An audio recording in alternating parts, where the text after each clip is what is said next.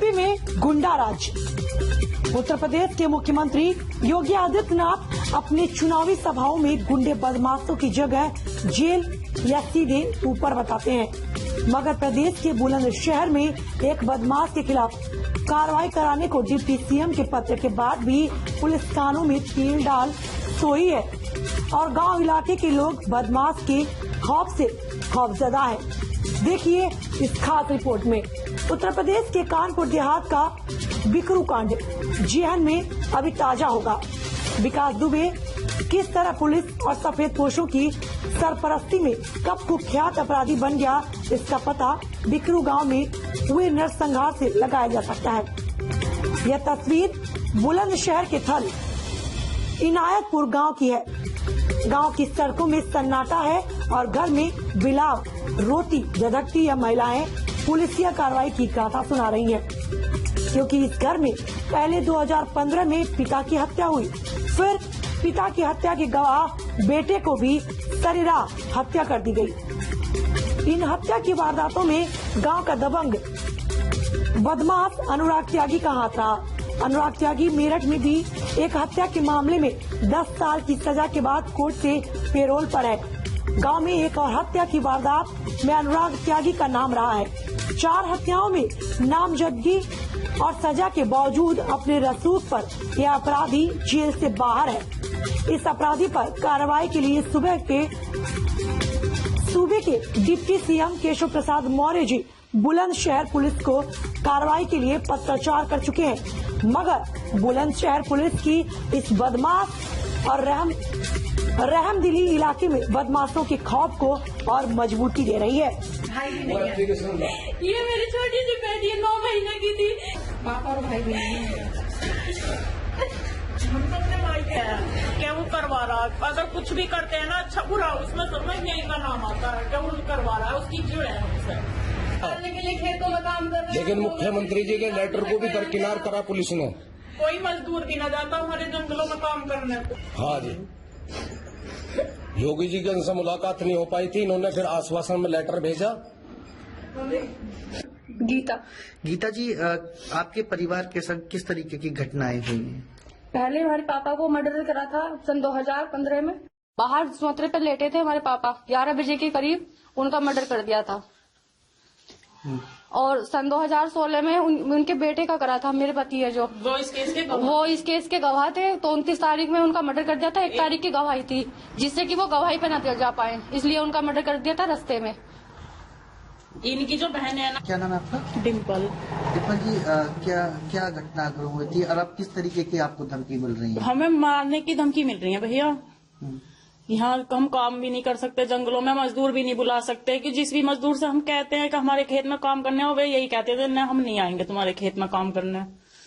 हम तो कुछ मदद नहीं करती मदद, सब ऐसी बस पूछ कर चले जाते हैं, कुछ नहीं करती। थोड़े बहुत दिन को दिले माहौल गांव में भय का माहौल है और ये किस तरीके से लोगों को डराता है? ऐसे ही डराता है भैया, धमकी देकर अगर तुम जब वो करोगे मतलब सब मारने की धमकी देकर डराता है। और कुछ भी करता। अभी फरवरी में इसने चोरी का वो करा अपने घर में, तो उसका इल्जाम यहाँ आया कि शेखर ने करी है हमारे घर में चोरी और दीवार कूद के भागा। उसकी घरवाली ने बयान दिया इस चीज का, जिसमें कि ये एक पैर से बेकार है, ये तो चल भी नहीं पाते रास्ते में ढंग में।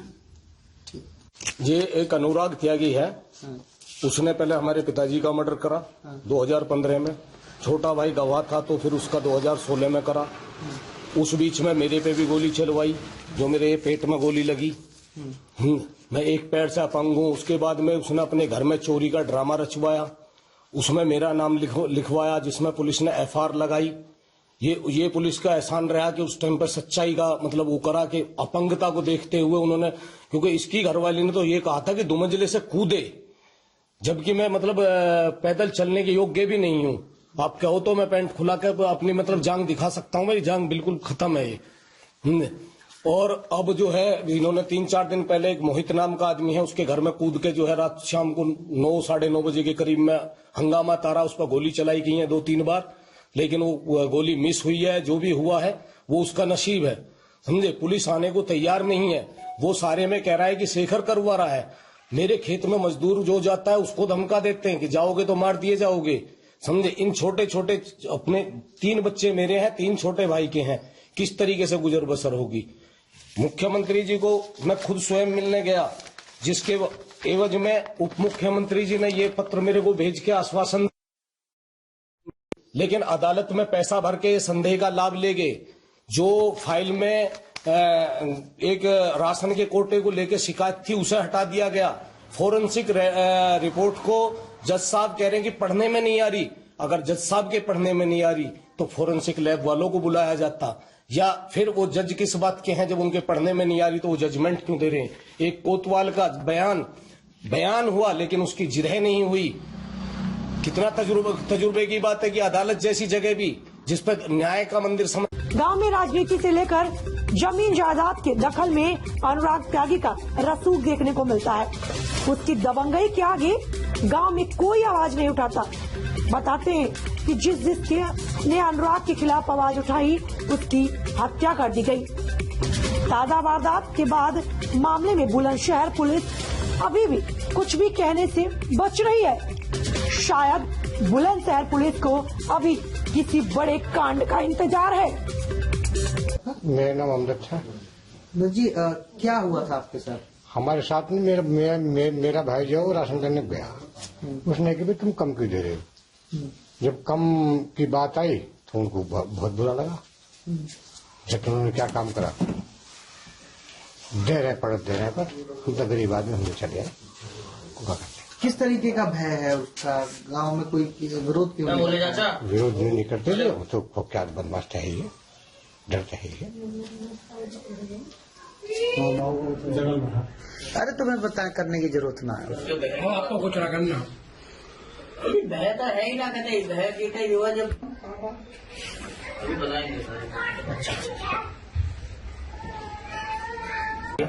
मोहित जी आपके संग किस तरीके की घटना हुई है? सर हमारे संग जो है एक आपराधिक घटना हुई है। हमारे गांव का एक कुख्यात अपराधी है अनुराग त्यागी। वो गांव के 3 लड़कों के साथ, 3 लड़के गांव के थे हमारे, आदित्य, उमेश और अनुराग, और एक कोई बाहर का शूटर था, उनके साथ आया। उसने पहले मुझसे यहाँ अंदर बेड से यहाँ हाथापाई की और यहाँ से मुझे खींचने के बाद यहाँ लाकर उसने 3 बार मुझ पर पिस्टल से फायर करा, मुझ पर और मेरी माताजी पर। लेकिन मैं पिस्टल किसी वजह से चल नहीं सकी। किस तरीके का अपराधी है अनुराग?